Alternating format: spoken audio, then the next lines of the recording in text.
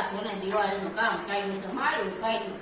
આપણે હારવારમાં ગાય માથું ફેરવી દે મેં કીધું બા આ ડબલા કાઢી નાખો ને એટલા બધા હું હંગર્યા છે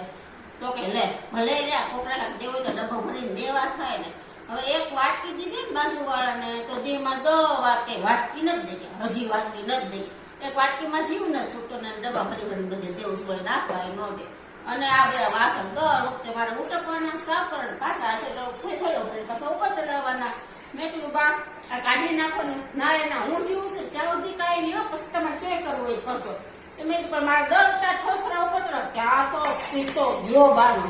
મને કે